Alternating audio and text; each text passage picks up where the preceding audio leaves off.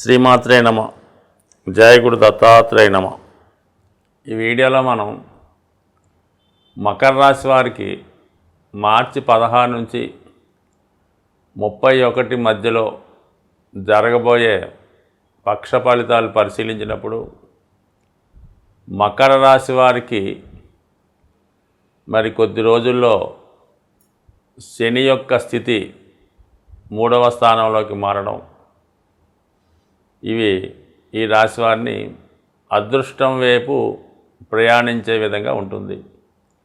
ముఖ్యంగా ప్రస్తుతం ఈ గ్రహస్థితి పరిశీలించినప్పుడు తృతీయ స్థానంలో రవిగ్రహ సంచారం, అంటే అష్టమాధిపతిగా 3వ స్థానం సంచరించినప్పుడు మీరేవైనా ప్రభుత్వ సంబంధించిన కార్యక్రమాల్లో ఏవైనా పెండింగ్ ఉన్నా, ఏదైనా ప్రభుత్వ పథకం కోసం ప్రయత్నం చేస్తున్నా ఈ సమయంలో మీ యొక్క ప్రయత్నం నెరవేరే అవకాశం ఉంది.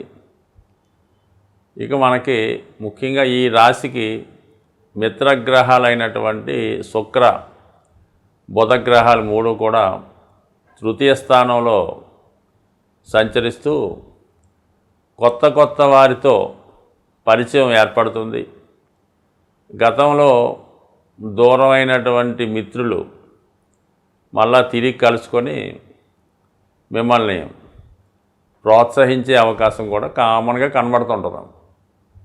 ఇక మీరు చాలా కాలంగా ఆగిపోయినటువంటి మీ యొక్క వ్యాపార వ్యవహారాలు తిరిగి మళ్ళా పునఃప్రారంభించడానికి చాలా వరకు ఈ గ్రహాలన్నీ కూడా మీకు సహకరించడం జరుగుతుంది.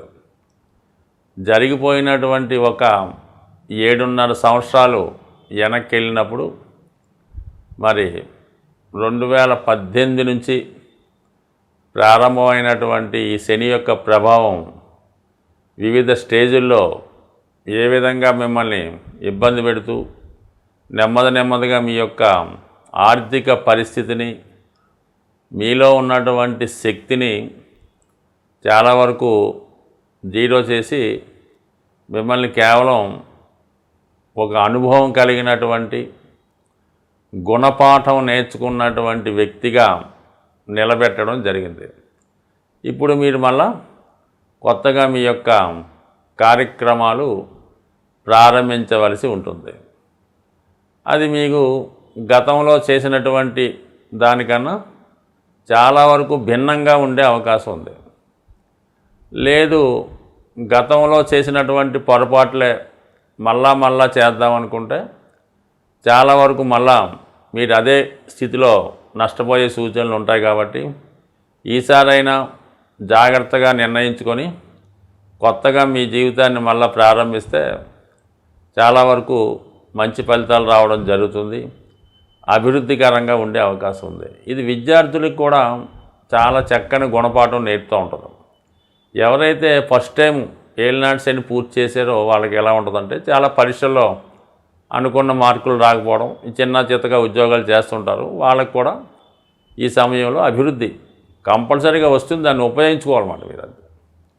ఇక ఇంకొక కుజగ్రహం, మరి కుజుడు ఇప్పుడు మీకు 6వ స్థానంలో సంచరిస్తూ ఒక విధంగా సక్సెస్ వైపు ప్రయాణిస్తూ ఉంటాడు.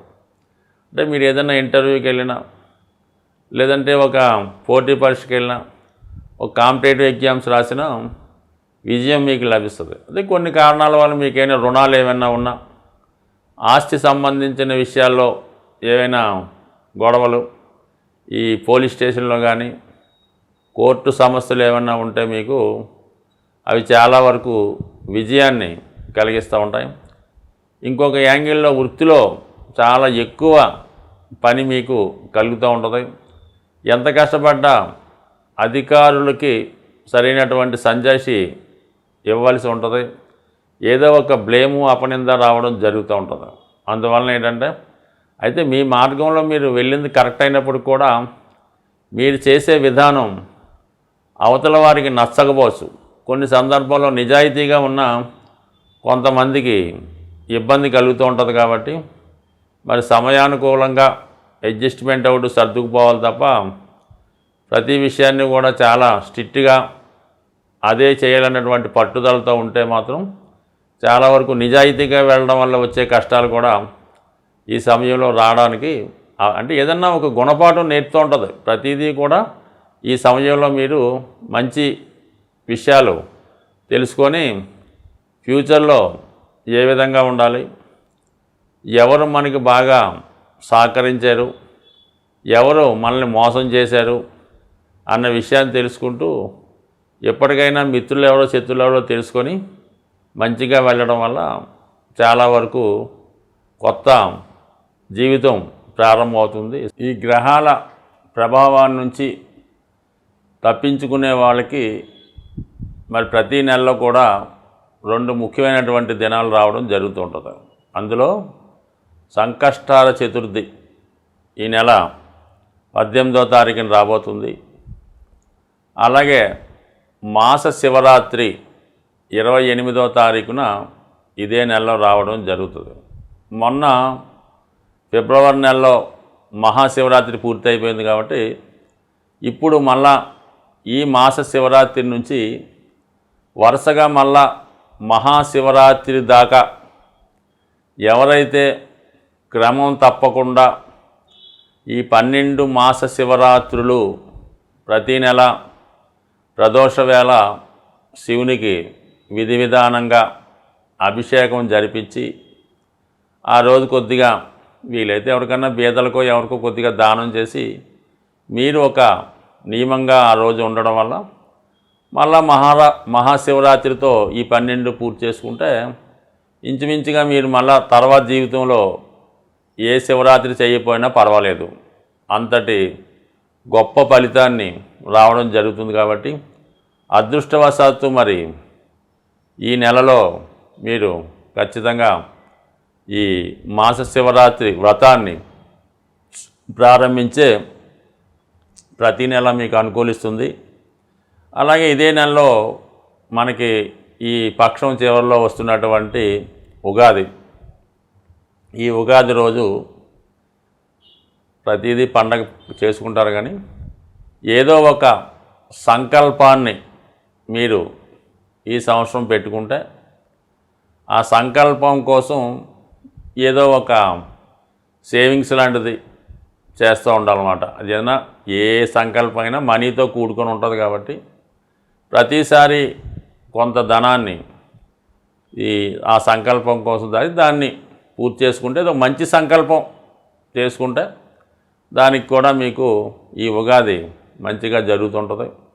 ఈ మాస శివరాత్రులు ప్రతీ నెల చేసుకుంటే మరి ప్రత్యేకంగా మళ్ళీ ఇంకేమీ చేసుకోకర్లేదు. ఇవి చేసుకుంటే మొత్తం 360 రోజులు చేసుకున్న ఫలితం మీకు పొంది మరి చక్కని ఆరోగ్యాన్ని ఐశ్వర్యాన్ని పొందుతారు. ఇందులో ఈ ఏలినాటి శని ఉండాలి, అష్టమ శని ఉండాలి, అలాంటిది ఏం అక్కర్లేదు. ప్రతి ఒక్కరికి కూడా ఏదో ఒక భావంలో ఏదో ఒక విధంగా శని భగవానుడు కష్టాలు పెడుతుంటాడు. అంటే కష్టం అంటే అది మిమ్మల్ని క్రమశిక్షణలో పెడుతుంటాడు అన్నమాట. ఈ క్రమశిక్షణలో పెట్టే విధంలో అది కష్టం అనిపిస్తూ ఉంటుంది. అందువలన ఏంటంటే శని ఇచ్చిన ఏ ఫలితాన్నైనా దాన్ని మీరు పాజిటివ్గా తీర్చుకొని అమ్మాయి ఇక్కడితో ఈ బాధ్యత మనకు వదిలింది, ఈ రుణం తీరింది అనుకుంటే ప్రతిదీ కూడా మీకు ఆనందంగా సంతోషంగానే కనబడుతుంటుంది. కాబట్టి మరి చక్కగా ఈ 12 మాస శివరాత్రులు ఆచరించండి. అయితే కొంతమంది బాగా తెలివైన వాళ్ళు, కొద్దిగా మనీ ఎక్కువ రొటేషన్ ఉన్న వాళ్ళు ఏం చేస్తారంటే ఈ 12 మాస శివరాత్రులకి ఏదో శివాలయంలో శివరాత్రికి 250 చెప్పుని 3000 రూపాయలు కట్టేసేవండి, ఇక మేము 12 చేసినట్టే కదని చెప్తూ ఉంటారు. అది దానివల్ల మీకు ఎట్టి పరిస్థితుల్లో కూడా ఉపయోగం లేదు.